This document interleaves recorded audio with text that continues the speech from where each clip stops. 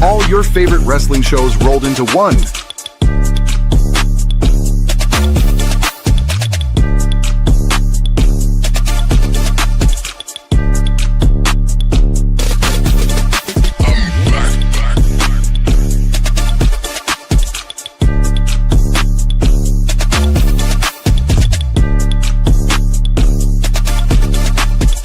Welcome to the We Book It podcast. Let's start the show.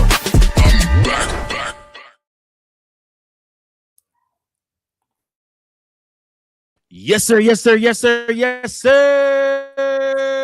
Welcome in, everybody, to another episode of the Sunday Night Stunner, presented to you by none other than the We Book It podcast. It is Sunday night. It is your Sunday Night Stunner, and I got the best damn We Book It crew here with me to talk all things wrestling. Guys, I got my girl, the queen bee, the cuisine of the We Book It podcast. Her name is Miss AC Slayer. She is the queen of aloe also. Virgil's making fun of me for my sunburn, but happy Sunday. Welcome to the pod, and let's fight those Sunday scaries by talking about wrestling. Absolutely, absolutely. And of course, down below, guys, we have the workhorse of the We Book It podcast. He's the host of the AEW All Elite Recap. He is that man, which, by the way, he will name a new champion tonight for the We Book It title. That is first business of order as soon as we get these introductions out the way. Anyways, his name is Coachman. Yes, Coach? I have cracked the case in my investigation. I will be. There is no giving my results investigation. here. You had to choose There somebody. was an investigation. No, there was an Recount. investigation. There was an investigation, and I will get to that. But like Fair, you said, let's fine. get the introductions done. And then, of course, we got my main man, my brother from another mother. We got Mac Man in the building. What's going on, Mac? Yes, sir. Happy to this is show number 3. Ready to get it going. Excited to have you back again, man. Like I said, you are fitting into the team like a glove, sir. So we appreciate you, man. Yes, sir. Oh, also, Mac wants in on these on this We Book It championship. So, like I said, next he was supposed to put me on the last. Absolutely.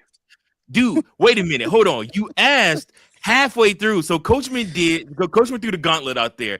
As much crap as we've given him since he's been champ, because he's held the title now for 5 months altogether. A long reign for him. The longest reign probably of anybody. He probably holds the record. I have to go back into the history books to look at it, but I think he holds the record for the longest reign as champ. Anyways, he put his title on the line through 2 weekends of pay-per-views. Not 2 pay-per-views, 2 weekends of pay-per-views. So basically, you have right smack dab in the middle of that, and we were already halfway through. So I'm like, okay, well, I got to catch you on the next go around. So I got you. I didn't know how it worked. I see. Okay. No, wait, but that's the thing. Normally, it don't work like that. Normally, it's just one PLE. We choose one. Like he got tired of us calling him a paper champion or whatnot. So he's like, you know what? I'm gonna throw the gauntlet out there, and I'm gonna see who actually wants this championship. Now, because of that, we now need to find out who is the new We Book It champion. And Coachman, I told you, I hated to have to do this to you, but I was going to have to threaten you. If you did not pick a We Book It champion, you was going to be in violation of the Stone Cold law. And he was going to be I agree. No, I agree with you. We need a champion. All right. So here's what happened. So after the conclusion of all the PLEs with Clash in Italy, we did have a new champion, and that is Tank. He beat me by 1. He beat me by 1. However, if we look back in our text thread, before the results were final, he forfeited his picks. Now, I am not sure how we want to go about that, but if he forfeits his pick, then it goes to the runner-up, which was then me. However, are we going to allow that? I am open for discussion on this. If we want to allow the forfeited picks, or if he wants to just take it and leave it. I feel like this is a job for, the We Book It CEO the chairman of the board, to come to a final conclusion on this, finality on this. I'm okay with that. I think I got to step in and get my Vince McMahon on real quick and officially strip Tank of the We Book It Championship and hold it at bay, and it will be decided at the next WWE pay-per-view or PLE. So there is currently no champion, no We Book It champion. Okay, I like it. So it's a whole new slate. Anybody can have the belt. It's a Royal Rumble. Next goal. Yes, it is. We will see who will be the next We Book It champion. You know what's messed up? It was gonna suck if we do all of this just for Coach to turn around and win again, bro. Like, dude, like, come on. So as of this very moment, wait a minute, I gotta put myself on the full screen. As of this very moment, Tank, you're fired. I love it. I always wanted to do that. Yeah, Tank, I'm sorry, but I'm stripping you of the championship. You're not here to defend it. So, boom, bow wow.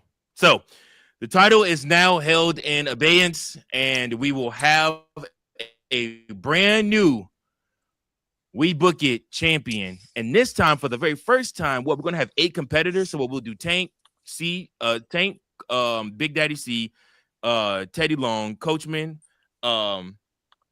AC, Mike, Fritos, who's still putting this stuff in, even though he's like or on leave. Like I said, I would have to strip him too. And then of course you're gonna have MacMan join. So that's 8 people for the first time ever. An 8-man Hell in a Cell match to see who will be the next We Book It champion. So excited for that, man. Excited for that. You guys stay tuned to see who will be the next We Book It world champion. Obviously our first champion was none other than Fritos. Our longest tenured champion was Tank, and longest tenured champion was Coach.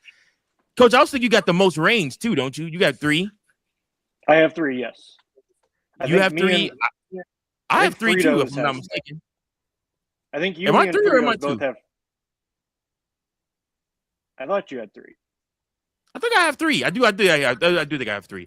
Okay, so 3. We're a 3-way tie right now to see who can be champ again. And then we have 3 newbies who have never held the belt. AC is vying to become the first women's We Book It champion. She's trying to take the place of China. And of course, we got MacMan and we have Teddy Long, who are both vying for their first We Book It championship reign. So you yield a lot of power around here when you are the Book It champion. So like I said, obviously coach did a lot for the championship. And again, kudos to him, because I never would have done that. If I was champ, I never would have put the title up 2 weeks in a row. That's suicide. That's asking for trouble. He's a fighting no champion. way I would have done that. No, and the thing is, he retained after the first week. That was crazy about it. He had it in the bag. So I couldn't go against Oba. I couldn't. All right, folks. Oba. Yeah. It comes back to bite you in the ass, doesn't it? Every time. It does. Yep. All right, good people. Let's talk some wrestling here. So, first and foremost, let's acknowledge first and foremost that we saw the return of one Chad Gable this past Friday night on SmackDown. Sami Zayn was in his storyline bag talking about how he continues to get overlooked by Cody Rhodes, overlooked by Gunther, overlooked by the fans, overlooked by everybody. And he was doing his best to try to garner some sympathy. However, it turned out that once again, Nick Aldis did not have time for him. Why? Because there was a certain man that walked into the room looking like a chiseled, grizzled vet. None other than Chad Gable walks into the room, and he looks like money. I don't know what they got in the water there in AAA Mexico, but he came back looking like money, man. He looked serious. He looked focused. He looked like he would be taken serious as a competitor. If you are booking SmackDown, where do you go after having Chad Gable be one of the hottest wrestlers on the planet for the past 6-7 months? Where do you go from here with Chad Gable? What do you do next with him? This is going straight to Coachman. You know, it's interesting that he appeared on SmackDown. I do think he's going to appear on Raw. I think there might be a little bit of a battle there to see him on both brands. But Okay. So if we stick with that theory, I think he's going right. I think he should go straight for the IC title against Penta. Ooh. I think that'd be a perfect transition of power right there. You already had a solid champ in Penta. You give it to somebody who deserves it, who you know is going to put on matches just as good as Penta. But if not, Sure. I would like to see, if he stays on SmackDown, I would love to see him start a program with Trick Williams for the U.S. title. Now, not win it immediately, Okay. Still let Trick have his reign, but when Trick's ready to move on to the main event scene, which should be any day now, it feels like, then have Gable take over and be the champion. So it could just be a short reign for Trick, just because of how much he is progressing into the main event scene already. But I could also see Gable getting a little bit of something with Sammy right now as some revenge from WrestleMania 40 all the way back then. Okay. All right. Ladies and gentlemen, please welcome to the We Book It podcast, Mr. Johnny Come Lately. His name is Teddy Lemon Pepper Stepper Long. What's going on, Teddy? Bitch, you started the stream early. Shut up. I didn't. I started at 8 o'clock. The exact time You I told you I was at, starting. No. I The chat told you, said, what did I told you? Don't 8 call o'clock. me Johnny Come Lately just because you wanted to change the time, motherfucker. Mr. Johnny No, be good, sir. Johnny be bad, Johnny whatever. Don't Anyway, put your turtleneck on, ho. AC Slayer, please let us know, what would you do with Chad Gable if you had the book? Oh, I have a lot of thoughts about this because ever since he was unmasked last week in that all-star match, I mean, this was supposed to be a throwaway gimmick, right? Maybe a career killer, but he leaned into the gimmick so well. He had these great matches with, El Hijo de Vikingo. He did this great program with El Grande Americano. And it's like, we all knew who it was, but as soon as he was unmasked, we still were excited about it. So I'm excited to see him back. And it was interesting to see him back on SmackDown again because he's on the Redemption Tour. He's apologizing to everyone. He's going to Rey Fenix. He's like, oh, I really learned respect for Lucha Libre. And you know what? He looked really tan. So the time in Mexico was good for him. So what do I think they have in store for him? I'm not sure. I don't know if they're planning maybe a program with Sami Zayn because of that promo. I agree with Coachman. It would be cool to see him challenge Trick in time for the United States title, to see him in the mid-card game. But also, do we see him in Money in the Bank? Do we see him challenge for the IC title? We know that Penta is going against Rey Mysterio this Monday. So depending on how that turns out, do we see a role for him since he's now had this history with Lucha Libre? I just hope that TKO and Triple H don't screw it up.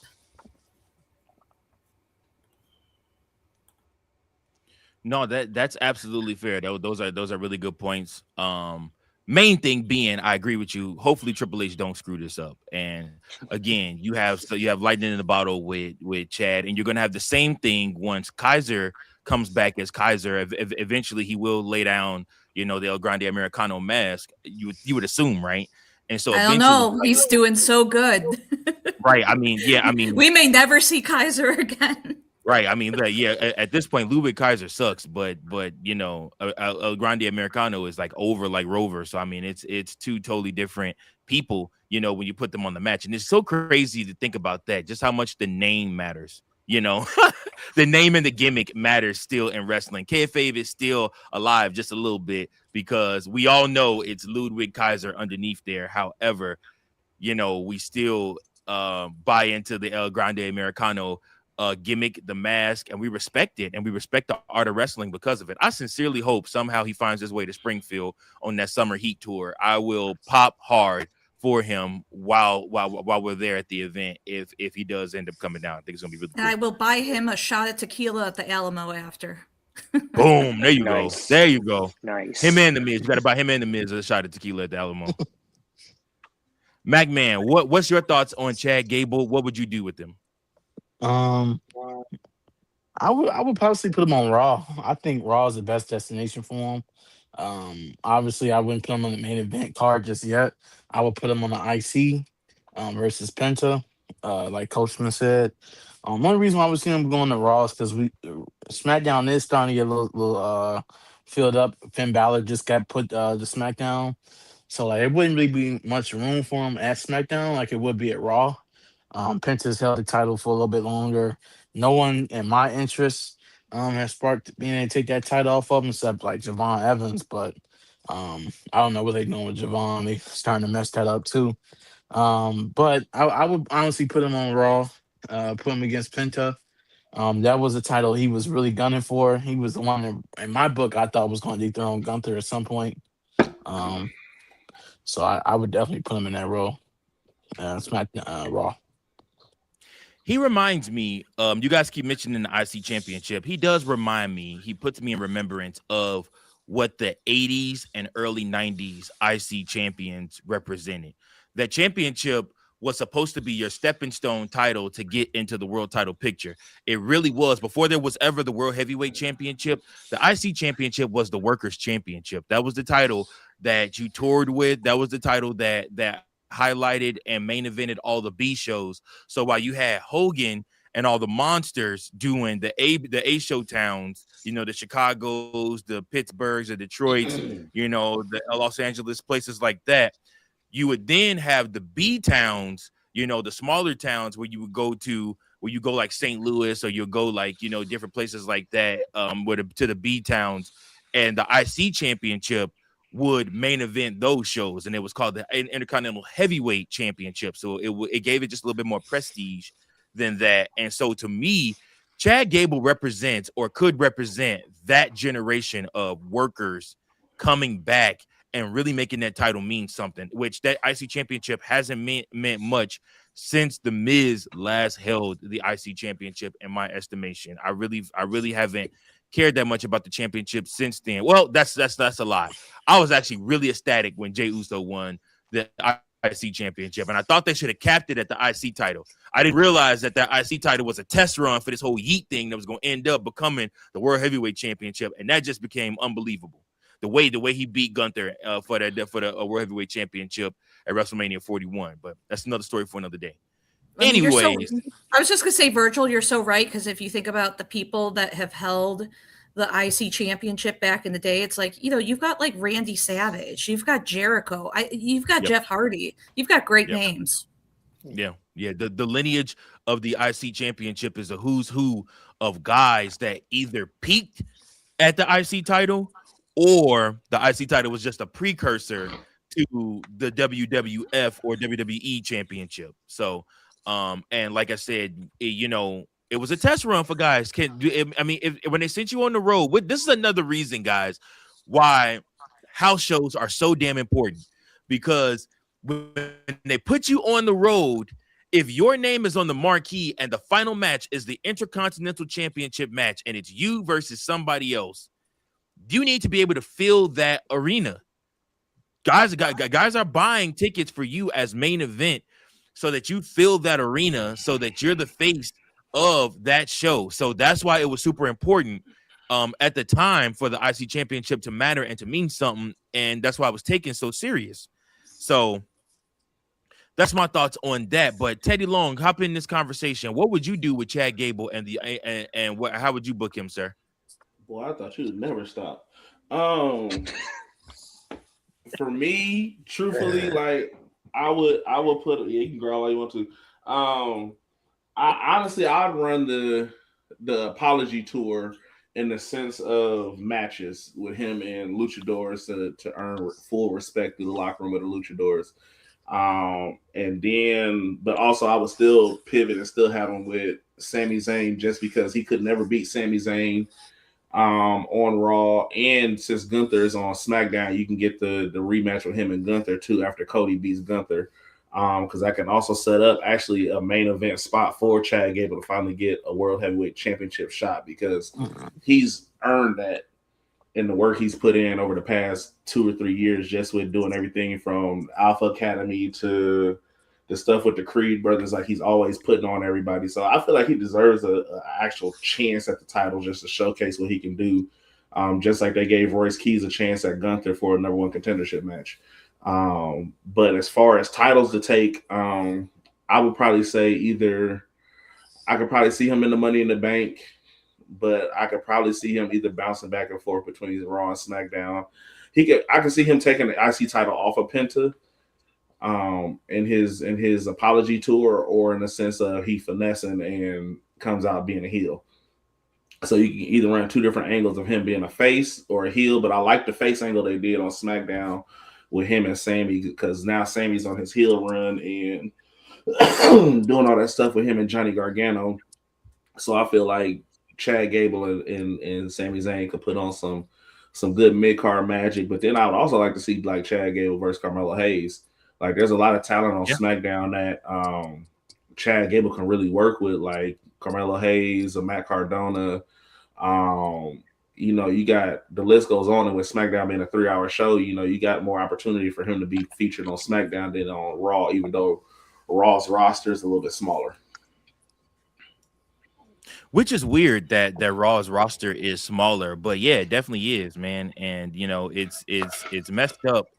But like I said, at the same time, with SmackDown going back to 2 hours here within the next week or so, you aren't going to have as much. Is it going to be permanent, or is it just going to be a test run?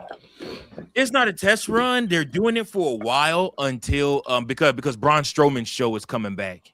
So that third hour is going to be Braun Strowman's Eden show again, which honestly, y'all, I actually watched the episode of that today. It's not bad. It's a good show. Like, it's a really good show. It was him and Mark Henry, and they got a little emotional or whatnot because he obviously shouted out Mark and was like, Mark is the reason why he's here, and none of this is possible without him, which, guys, that's another Mark is the reason why a lot of people are there. Thank you. He's That's the how I was reason getting why ready. Bianca Belair is there.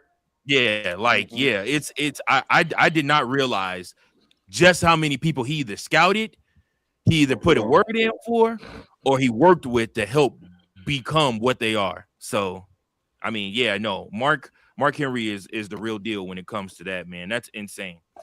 But yeah, man, like I said, with SmackDown, moving back to 2 hours, that shortens up so much TV time for everybody. So I'm very curious to see what they do with the rosters and what they decide. But it can possibly be helpful too with the amount of commercials they go through, because if you notice, like, truth be told, like, you get some good matches, but you get way more backstage segments with the 3 hours than you do matches.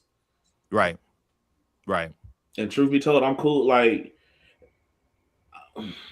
I'm trying to figure out I really wanted to figure out what the fuck they're doing with this Danhausen angle of what he's doing with this mystery lab, because, like, we don't have no direction with it. Like, between him cursing every professional sports team and then fucking with the Miz and Kit Wilson and his baby oil that can't make it through customs, Diddy.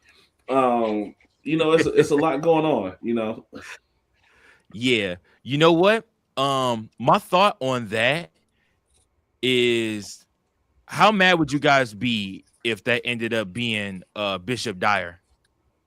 Who? I'm not an indie guy. Who that is? I wouldn't be upset with that. The Lone Wolf. Oh, just say Baron Corbin. No, his name is Bishop Dyer. In WWE, his name would be Baron the fuck Corbin. Hey, just like McMahon called Royce Keys. What's the name? Yeah, Powerhouse Hobbs. This motherfucker's name is Bishop Dyer. No, that motherfucker's name is Baron Corbin with the End of Days. End of Days is still one of the best finishers. That and the Besides Black Hole Slam. You motherfucker. Yep. Jinx, you owe me a soda. Gotcha, bitch. You know what? It really sucks that we hate each other because we actually agree on a lot. But you know, it is what it is. It's He's because an you asshole, wake up that's all. trolling me on bullshit every fucking day, and you want to say it's me all the time. If I I showed do not- everybody no, my bro, Snapchat, if I showed people my Snapchat every fucking day, I post something. Your ass slides up and says some goofy shit every day. Every day. Can't we be friends? Yeah. We can't. Listen, We No, can't. We let me can't. tell you He is something. my biggest op. It's not AC. It's not me. I'm telling you, it's him. He starts it every single time, and then every single time when I say something back, then he want to get all butt hurt. Coachman, from the very first episode I came on here, who started the shit? Coachman, The very first Virgil. episode I came on here. Coachman, it was that's Virgil. not true. I did not. I am innocent. Dude, you until start with proven guilty. everything, even in the group chat. Don't get me started. AC, you've been part of the group long enough to know I am innocent in this. Tell them I get picked on the most out of everybody. Like they gang up on me all the time. Hey, AC, swear to tell the truth, the whole truth, and nothing but the truth, so help you God. Yep, I'm not taking Ooh. sides on this. There's a Plead lot the of fifth. there's a Plead lot the of fifth, AC. there's a Plead lot the of fifth. animosity Plead the fifth. on many I'll sides. accept your fifth. I'm I'll not accept because your I'm fifth. innocent. I'll accept your fifth and raise you a pint. Bruh, listen, let me tell you something. So, Coach stirs the pot. Devin, No. Coach is Tank the stirs guy. Coach is the guy that hits you while you're getting beat up on. Coach is the one that runs by, hits you, and stands on the side and starts recording like ain't shit happened. That's Coach. Because he be throwing shots and ducking his hand. That's World Coach. star. Him and Tank be doing that. They do that all the time. And then like I said, and now it's all and then for some odd reason, since I helped you guys meet each other, you and Big Daddy C are like besties or whatnot, and so you guys are always taking sides Me against and me. Big Daddy C And had so- a lot of mutual friends before you. Shut up. Yeah, y'all had mutual friends, but y'all wasn't friends. There's a difference. It's okay. I like your brother better than you. See, this is what I go through with him. This is what I go through with him. All the time. Jono's way cooler than you. I What just are want you to put that talking out there. about? I just want to put that out there. Jono's way cooler than you. I just want to put that out there. And Jono shows me love on the SmackDown Lowdown every week. That's my dog. Hey, shout out, Cuzzo, man. Go Don't Sox. laugh at that, y'all. That's not funny. None of this funny. Shout out, You come on my Cuzzo. show and talk about my brother. Our show. This is our show. Because without Terrible. us, you ain't shit. Anyways, Nobody come to see you, Otis. I wanted to bring up another topic for you guys. I was watching Conrad Thompson and Eric Bischoff, and they were interviewing Ariel Helwani from an MMA podcast hour. And Ariel, they asked him to talk about his thoughts about WWE and the product and the booking. And one thing that was brought up was that WWE right now feels soulless. And that's as in SOULNESS. No internet. Damn, my bad. SOULESS. Soulless. Anyways, what it would like so to me, shut up, Teddy. So like to me, you know, when I think about it, that's really a good way to put the booking. Now, Conrad and Eric Bischoff set it up where they wanted to like really like they basically really wanted it to be a dig at Triple H, but Ariel went a different direction with it, and he was just like, you know, with everything with the merger with TKO, with TKO buying WWE and purchasing them and everything like that, like Triple H has different people he has to answer to, especially with the sponsors and things like that, but even more so than the sponsors, which was all WWE had to answer to before. Now they have to answer to TKO, you know, which is even on a higher level of, you know, basically, you know, mismanaging the product and feeding us stuff that we don't necessarily want, or, you know, stuff that just missed out. So like Ariel brought up WrestleMania this past year. And after I say this, I'm going to kick it to y'all, and I want to get you guys' thoughts on this. So hear me out. Ariel mentioned that he missed the pageantry of WrestleMania. So, like, WrestleMania is, like, one of those things where, like, you have, like, backstage interviews where you have, moments with other stars and things like that. Like, and I'm not talking about just watching the stars, giving them a quick moment shout out in the crowd. I'm talking about they're in segments, and things like that. And, you miss, like I said, the special entrances, the pageantry of that, and then the special matches that feel like a fever pitch, and just all of the important things that come along with WrestleMania. He says that the booking itself and then the commercials and the commercial breaks on top of that all led to basically WrestleMania losing its luster and its lore and just not having the same pageantry that it had in the past, And so I just kind of want to get you guys' thoughts on Ariel's comments about WWE's booking feeling soulless. Teddy, you raised your hand, so I'll go with you first. That's what happens when you have to answer to a board of directors versus, like you said, sponsors. Because when it was just sponsorship, you didn't have to worry about shit being in the ring. Like, it still felt like wrestling. It still felt like we had the kayfabe. It still felt like we had, all the things that made us really excited for WrestleMania. But with TKO, it's like they fucked us up when they took it away from New Orleans and put it in motherfucking Vegas again. And then you announce that we're going to Saudi Arabia. There are way better countries and cities in different countries better than fucking Saudi Arabia to have a fucking WrestleMania. Hell, I'll put that shit in Lyon, France before I put it in Saudi Arabia. At least you're going to get a crowd that understands the game London. Of what it is. Like, I'll say Lyon because that they gave probably the loudest eruption during AJ Styles' entrance than any other country has given to any superstar ever. It's fact. I don't care if it's Randy Orton. I don't care if it's John Cena. I don't care if it's Finn Balor. I don't care if it's Cody Rhodes. Like, what they did give Orton a good one, though. They gave Orton a good one, but it wasn't when they did the Unreal and they talked about how long that chant actually lasted, because there was a commercial break during that chant and they came back and it was still going even without his music playing. Like, you don't get that without passion. And the thing is, because TKO is trying to appease to their people that they're answering to. So it's like everybody has an opinion of what should happen versus the people that actually love this sport and craft. And truth be told, like, everybody got something to say about Triple H, but if Triple H bucked the system and they fired Triple H, then what would we really feel like with who they put in his spot?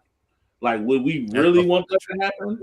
Like, do we really want somebody in his spot that doesn't respect the NXT brand, the AAA brand, the TNA brand, the WWE brand? Like, even when it comes to AEW stuff, Triple H is the one that let the helm up on announcers being able to speak on New Japan Pro Wrestling or speak on AAA or speak on different things that we ain't never heard them break the fourth wall on. And that's because of Triple H, because somebody in a suit, like a real suit that comes in and would take Triple H spot, like, they would be so chokehold on what happens and everything else. Like, we probably see more firings than we do right now. And it ain't all Triple H fault. It's just it falls in Triple H lap, and it's like, okay, Triple H, this is what has to happen. This is what has to be cut. You make the choices of who gets it. And when you got to deal with the contracts and stuff like that, you got to pick what you pick and how to go.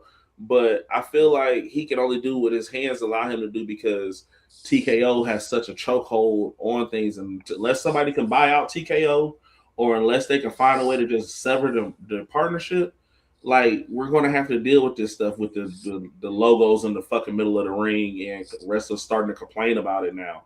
We're going to have to deal with, hopefully now we get more live shows and they see the push that actually does, because having live shows leading up into your PLEs make the PLE better, because you got your people wrestling, they're warm, they're loose, they're in recovery and on their drives or whatever the case in point may be. They have so many different things. But to say WWE is soulless and not having direction and not breathing AEW in that same breath is a diabolical slap in the face, because I've seen so many people talk about that in the sense of they've never had storyline direction. And you can bring in as many stars and legends as you want to.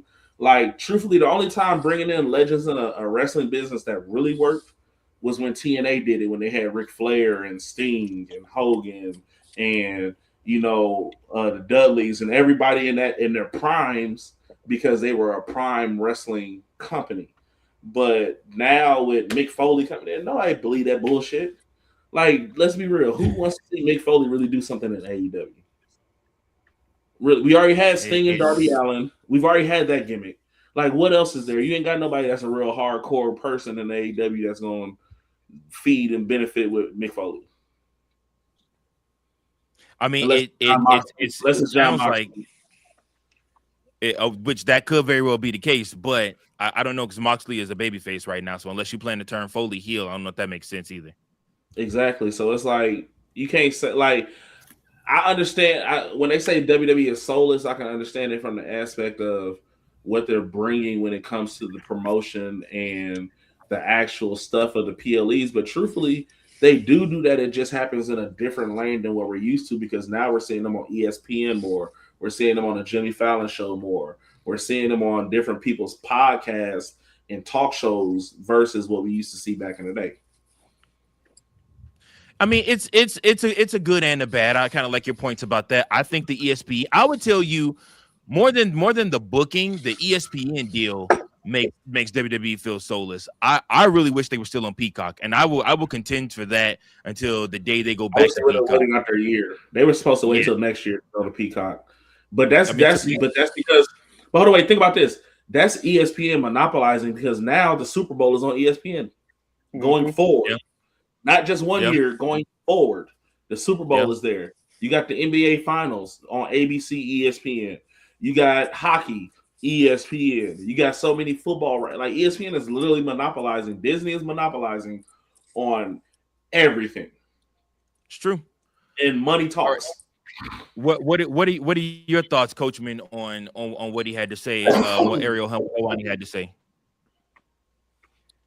I agree kind of what Teddy was saying. It's soulless in the fact of what's happening with the company, not anything with the wrestlers. Because usually when you say soulless, you think wrestlers are not giving it their all. They are just kind of going through the motions and there's no like chemistry going on. So I think from a business perspective, yes, they are soulless. They are not caring what the consumer really wants. They're only concerned about what they think the consumer wants instead.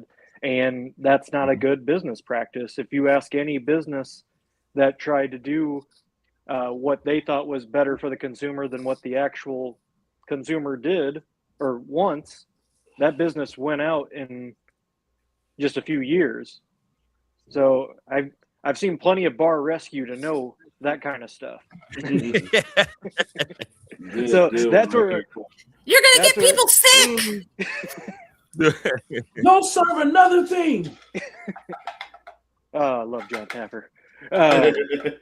But from a business perspective, yes, they are soulless because they're not engaging with the fans. They're engaging with what they think will make them more money, when in reality, if you engage with the fans, they will buy into your product.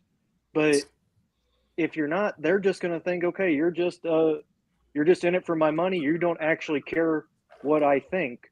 So I agree with Teddy that I'm hoping that these house shows, with them coming back, they're going to realize, oh, hey, we messed up, because these are actually good money makers and beneficial for our talent.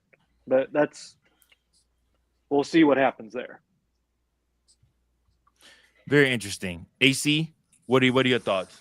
I mean, I could see the point about how soulless WrestleManias might feel these days, because there aren't as many backstage interviews or promos as there used to be. I think I'm just reading the comment. Appreciate you, Yayo 32 star. Appreciate you, gang. I think some people still do the pageantry. I think we saw that with like Charlotte and Alexis this year. Like they still like that felt like a real WrestleMania entrance, like their outfits, everything. But I agree because even though I was there live, Dragon Lee had a great entrance, but my understanding is that did not appear on TV, and it was amazing. Like he had the whole outfit. It was a great setup.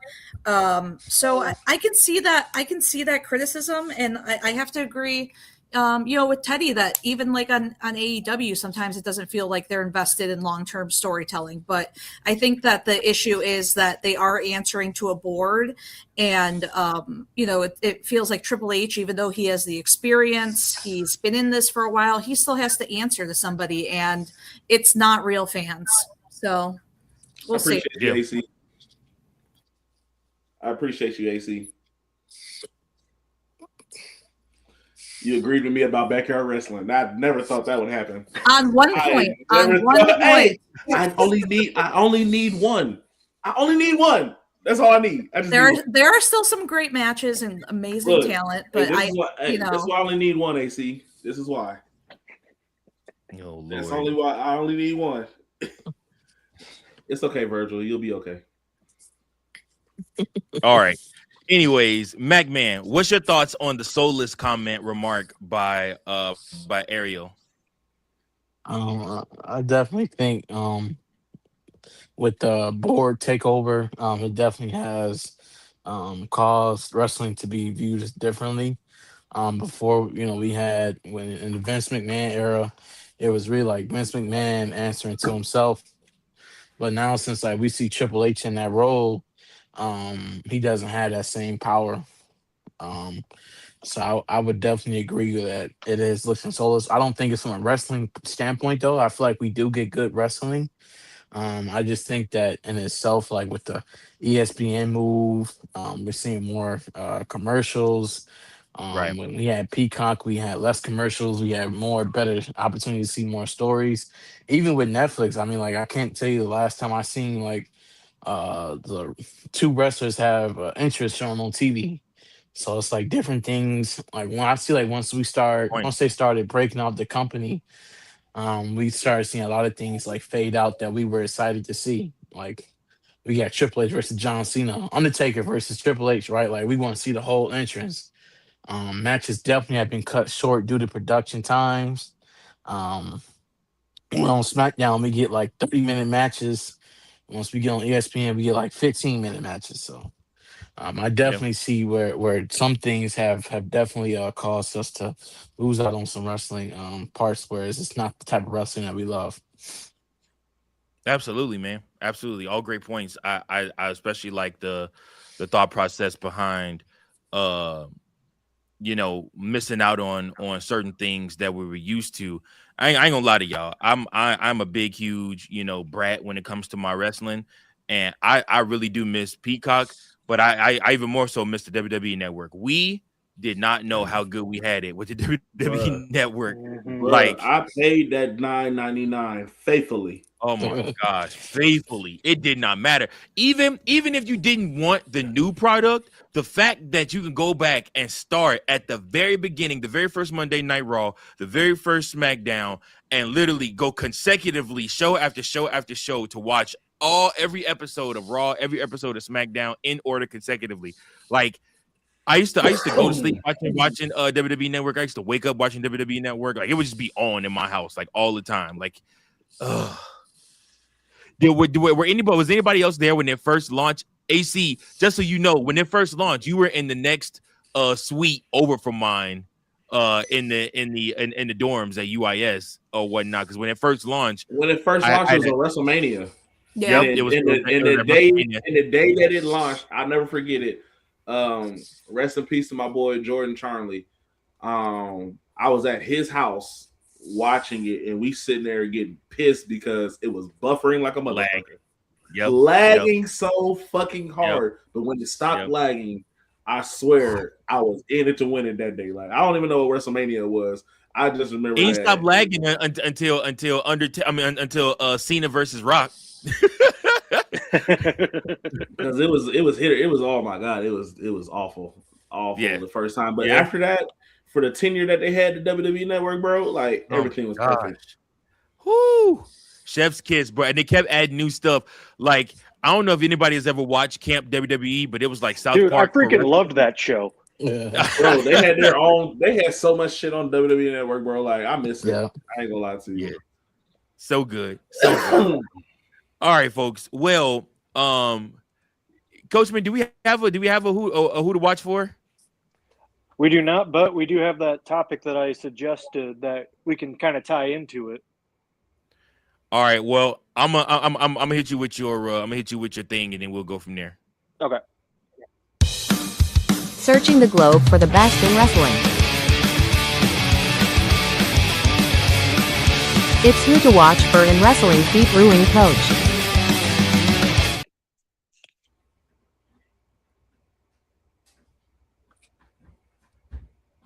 Okay, so I'm having an issue with WWE's booking with the younger talent.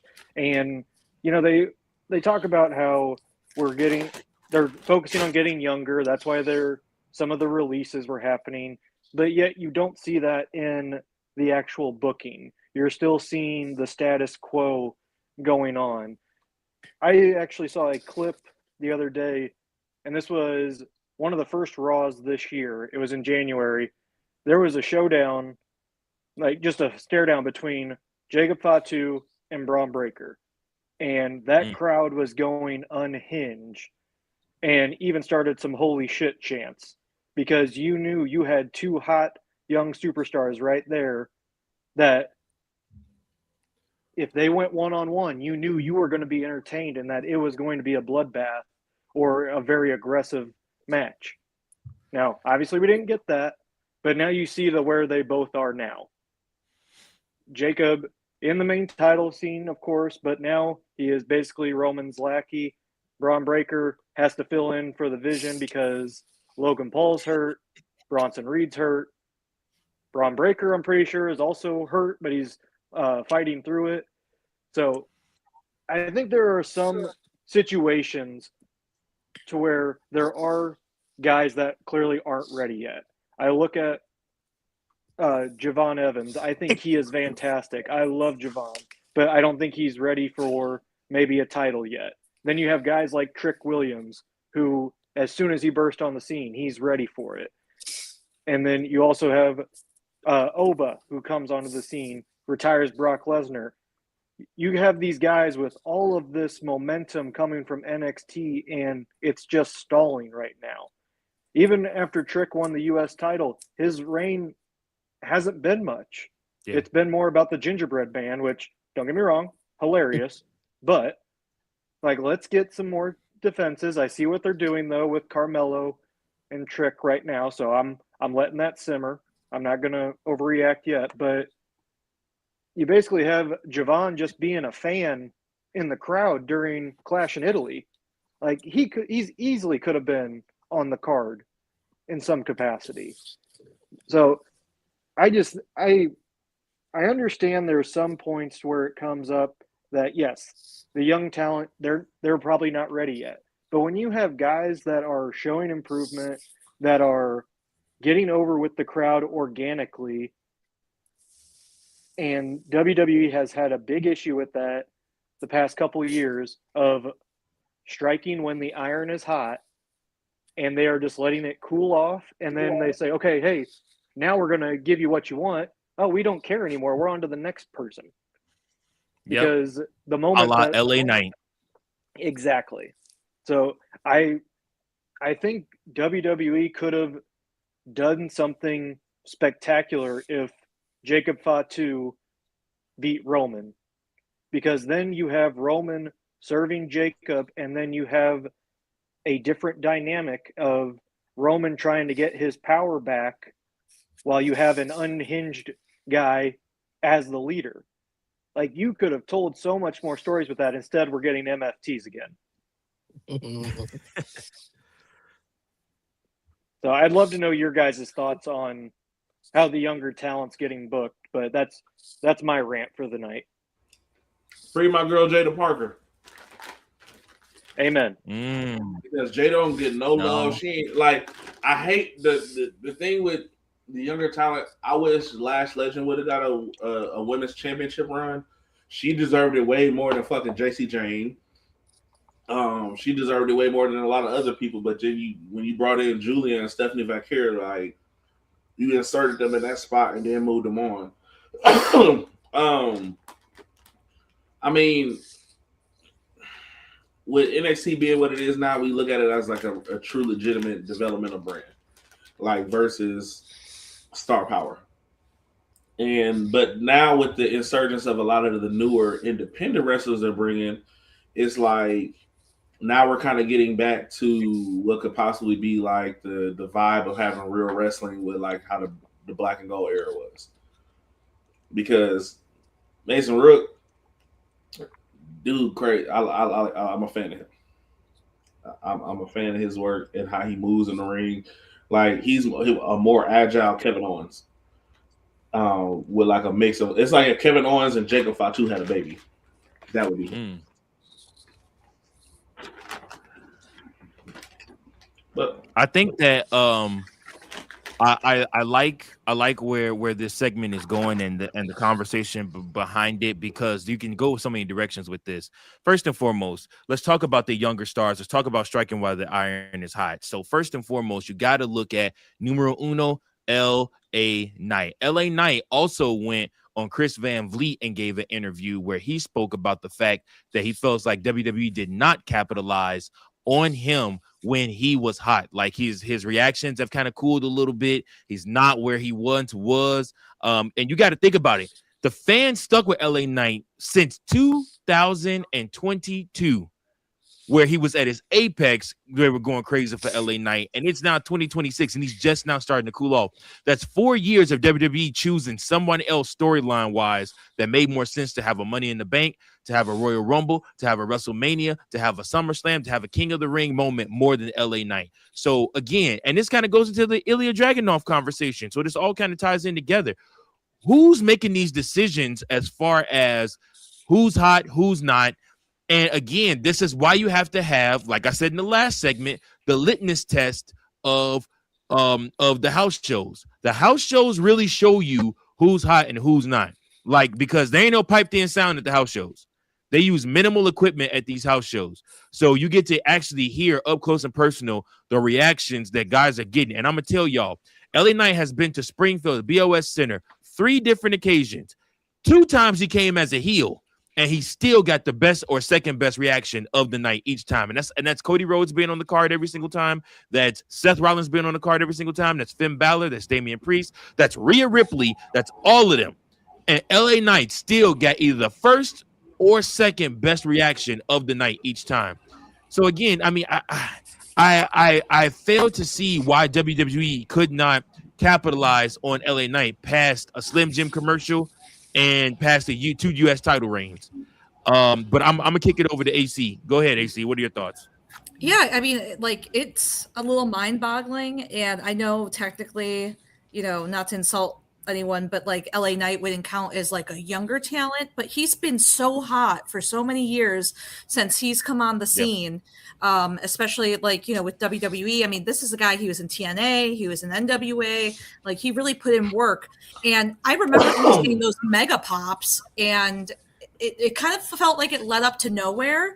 And I think they've done that with a lot of talent. I mean, Ilya is a good example of that, where they appear to be kind of working it up towards something. There's a face down, and then nothing comes out of it. So all I can think is, I don't know if like TKO has some internal metrics they run that aren't really based on like fan reactions. Like you said, Virgil, like what are the reactions at house shows and from the real diehards? And is it, based on, metrics from streaming, from online? I have no idea, but I don't have a good explanation, but it's frustrating. So AC, to answer your question, it's merch. I mean, like I said, you got to move merch, but you can't even say merch, because if it's merch, he was one of the top sellers for 3 years straight. Him, Jey Uso, Roman Reigns, Cody Rhodes, Seth Rollins. And then Rhea Ripley, obviously on the women's side, is dominated. But like I said, so he moved the merch. He showed you who he was. The fans appreciated and respected him and accepted him. I mean, okay, now I get it. Maybe he wasn't the guy to end Roman's reign as his long reign as champion, and that's fine. But you could have easily slid him over to the world title, and he could have at least got the payoff of a month as world champion. And like I said, it just would have made sense, And again, you run the risk of the same thing with Braun Breaker of waiting too long. I thought Braun Breaker should have been the one to get the Brock Lesnar push, not Oba. If you're asking me, Braun Breaker has been more than ready. They actually made him stay in NXT a year longer. Now, to the point of Javon Evans, I don't know which one you guys brought up Javon Evans, but the point of Javon Evans, Shawn Michaels actually asked for him to stay in NXT and not get called up. He asked for an extra year with Javon Evans, let them build the brand around him and see how he does as the face of NXT. And WWE decided no, they wanted to pull the trigger now. TKO decided, but now you got him like sitting in the stand. TKO pulled the trigger. TKO decided to pull the trigger and call him up. And I feel like it's TKO prematurely and overly doing things in the sense of the with the fire cooling off or staying hot. Like you said, LA Knight had a long run. Javon Evans probably could have benefited more staying in NXT and actually getting that NXT title, because you could have had Javon Evans do the Trick Williams move where he goes and wrestles in TNA, builds him up, because him and Leon Slater got great chemistry.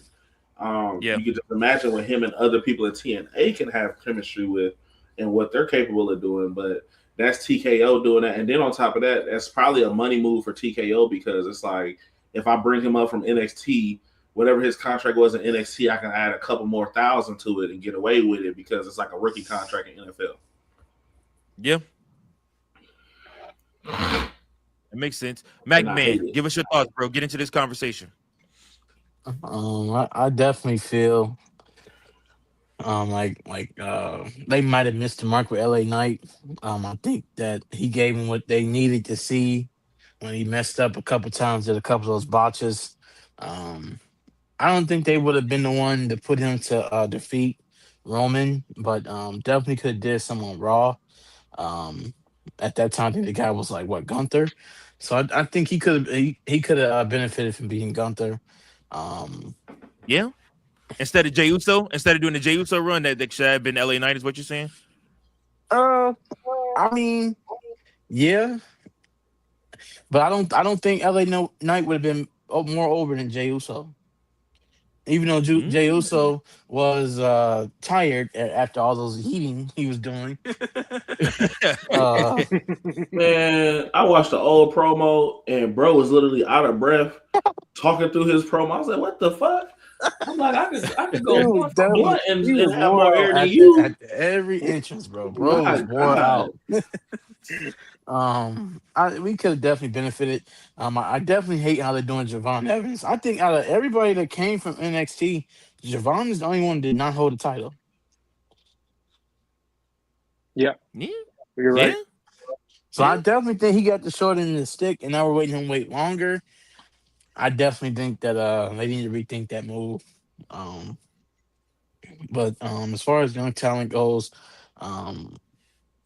remember, guys, Randy Orton was just 24 years old when he won the World Heavyweight Championship, and I think Brock was 25 when he won the Undisputed title. How old is Javon? Javon's 21. Yeah, he got 2 years. You could at least give him a mid-card championship, though.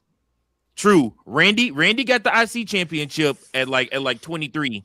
And he was cold with that IC championship. That's actually one of my favorite versions of Randy when he was in Evolution still, and he was right under Triple H, because it was just like you just knew. Like, and him and Edge was having good feuds. He was having good matches with everybody. Him and Mick Foley. Oh, whoo. But are they going to take him to the heel turn now with the way he was been reacting to some of his matches? It could work that way. Mm-hmm. But this would have been so fucking great if Kofi Kingston was still around. Oh my God! Get out my brain! Shut up! No, yeah. If New Day had stuck around and they turned him heel, it would have been fire. God, I hate to meet him think alike. AC, any last thoughts on that? No, I think we covered it all. Like agreed on everything, and I know it's better to not hope, but I hope they do something with LA. I want to see it in my lifetime. Hey y'all, for shout out to my homie Milligan. 3 years in a row, I've told Milligan, hey bro, this the year that they give LA Knight the Money in the Bank briefcase. I'm telling you, it just makes sense storyline wise. This the year they're gonna pull the trigger, give the briefcase.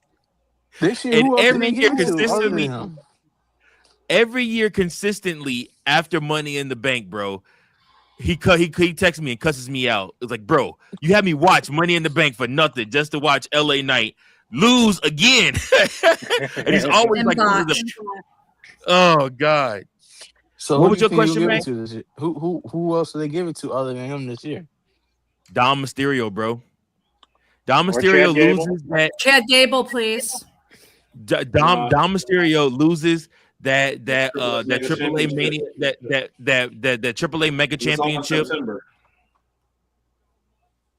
You That's said another what? thing. He's kind of It's cool all in off. September because Triple Mania is September 11th and September 13th, and then Money in the Bank is probably the weekend right after that. Right. So it just makes sense for Dom Mysterio to hold that championship next. It'll let me know after Monday. We'll know because he's in that qualifier match. Or no, he just won his qualifier match to Friday. Yeah. He did just win a qualifier match. He did. So if they don't do nothing with him for King of the Ring, hey Mac, why you look so unimpressed when we talk about Dom Mysterio, bro? He looking all the way to the other side of the cover, like, bro. If y'all try to tell me Dom Mysterio, really? I maybe in a year or two, but not now. You don't believe it yet? You don't believe in him yet? No. That's I mean, like, I definitely think the Judgment Day story is not over yet. So I think that once that comes to an end, it would definitely be his time. But as of right now, no. I mean, and the crazy part is the Judgment Day is basically all females now. Have y'all realize that? Like, it's the females are dominating the group over the males now. Like, I don't know. Yep, we see it. I don't know how long Roxanne gonna be a part of it though. Not long. I can tell you that now. That ship is about to sail here real soon. So it'd be kind of even. All right. Yeah, we'll see. All right, last topic. Butcher and the Blade are apparently done with AEW. Do you guys think this would be a good pickup for WWE's tag team division?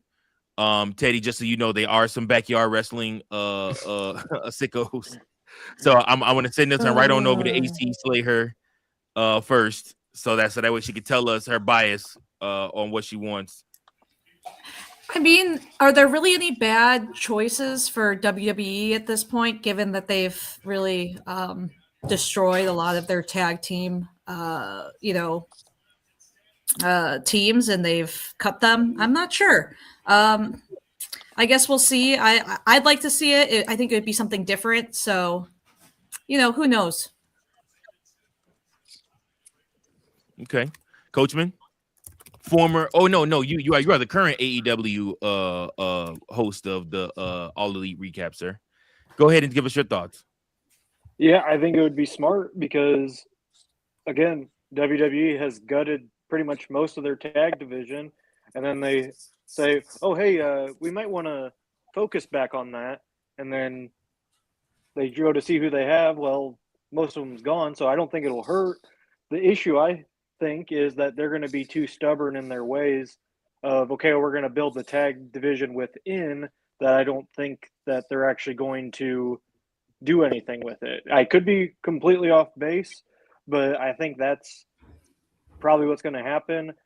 I wouldn't be surprised if they go to TNA, honestly.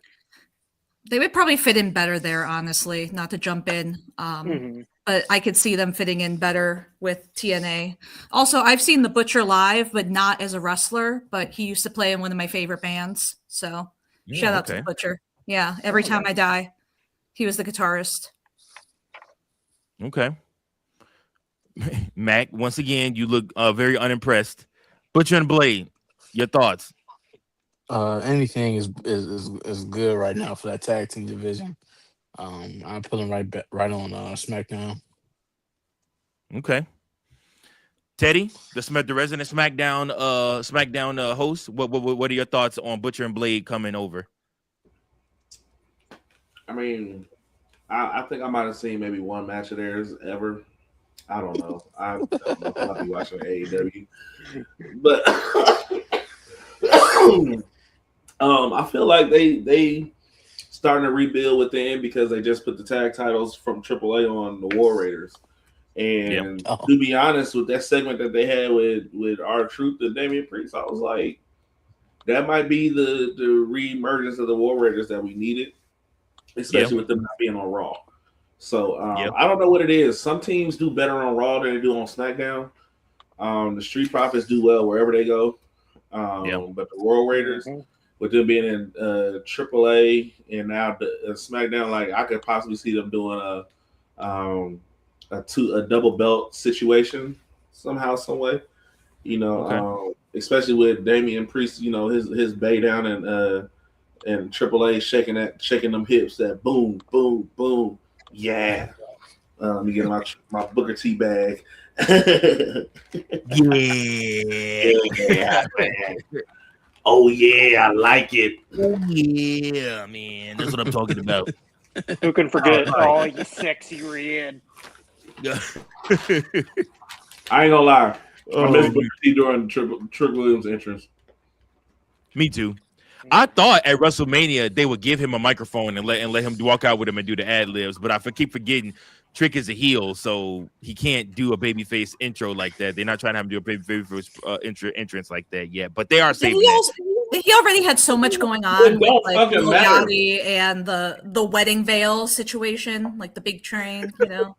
Yeah, that thing was long. Man, yeah, it was crazy. It don't matter. Everywhere Trick goes, they love him. They don't boo Trick Williams. It's very true. That's very true. That's very true. Italy was whooping that Trick every time his music played.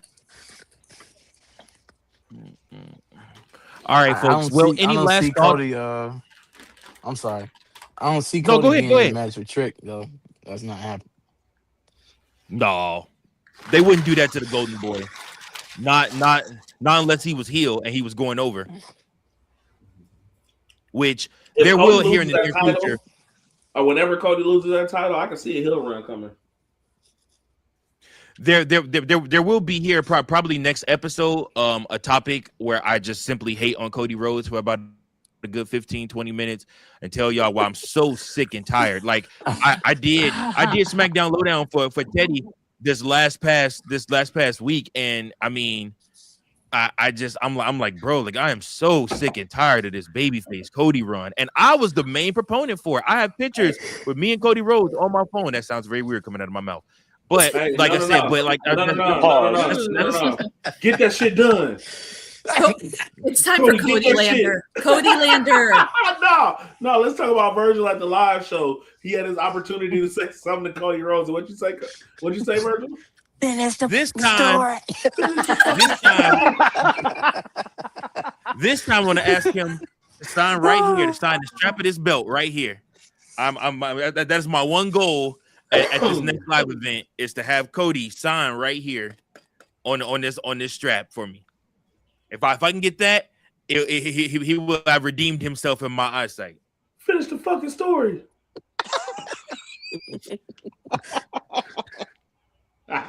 It's not funny, y'all, and don't be egging him on. When you laugh, it eggs him on even more, and he makes more jokes. Cody, anyway, thank you everybody for tuning in to another episode of the We Book It podcast, the Sunday Night Stunner. Of course, tune in tomorrow night. Big Daddy C's got you guys for the Raw Dog Monday night. I'll be back with you with probably Mac on Tuesday for Who's Next at NXT, and then of course Wednesday Coachman is taking you through all the Elite recap, and then the Friday night, your Friday Night Delight, Teddy Lemon Pepper Stepper will finally get his bitch ass back up and start working again and doing stuff on his own show on this coming Friday. All right, fanboy. Good night, fanboy.